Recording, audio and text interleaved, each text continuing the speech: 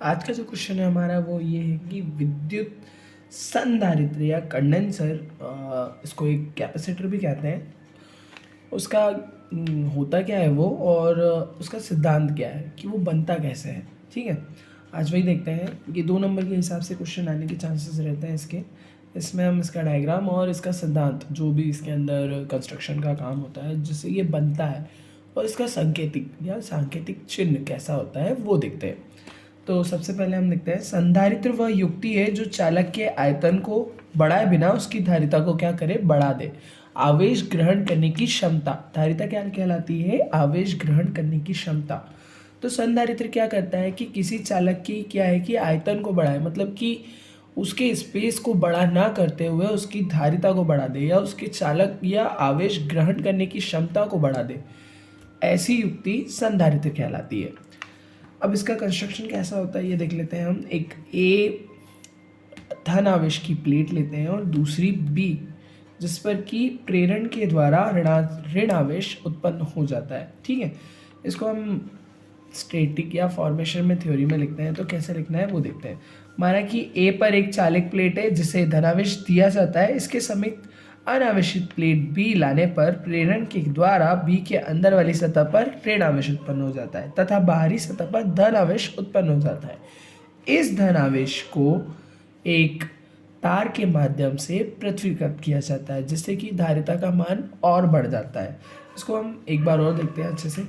प्रेरित ऋण आवेश के ए विभव को कम करता है, जबकि ए धनावेश ए के विभव को क्या करता है, बढ़ाता है। किंतु ऋण आवेश निकट है, अतः ए का विभव कम हो जाता है तथा सूत्र C = θ/V से ए की धारिता क्या हो जाती है, बढ़ जाती है। ठीक है, यदि बी की बाहरी सतह का संबंध पृथ्वी से कर दिया जाए तो प्रेरित धनावेश पृथ्वी में चला जाता है।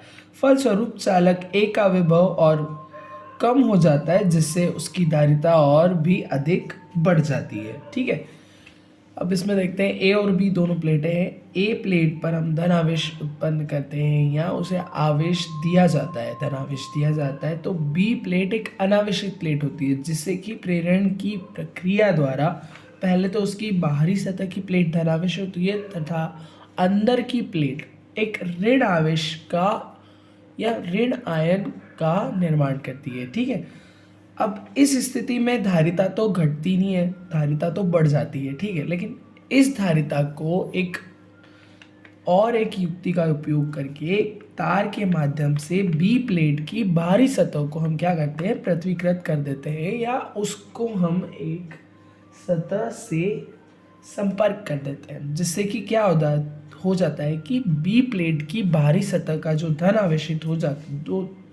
आवेश होता है वो पृथ्वीकृत हो जाता है, जिससे कि संधारित्र की प्लेट के बीच की धारिता और भी ज़्यादा बढ़ जाती है। अब इस धारिता को एक चीज़ से और बढ़ाया जाता है कि इन दोनों प्लेटों के बीच में हम एक कुचालक पदार्थ का उपयोग करते हैं। उसको हम क्या करते थे कि इन दोनों के प्लेटों के बीच में क्या करते हैं, भर देते हैं। आगे देखते हैं थोड़ा। यदि दोनों प्लेटों के बीच विद्युत रोधी कुचालक पदार्थ जैसे कांच, मोम, तेल इत्यादि भर दिया जाए तो परावैद्युतांक अधिक हो जाता है। फलस्वरूप सूत्र V = 1/4πε0 के Q/D से विभव का मान क्या हो जाता है, कम हो जाता है, जिससे क्या हो जाता है कि धारिता और भी बढ़ जाती है। परावैद्युतांक या कुचालक पदार्थ बनने का मेन रीजन यही होता है कि उससे क्या हो जाता है कि इन दोनों के विभव का मान क्या हो जाता है, कम हो जाता है, दोनों प्लेटों के बीच का।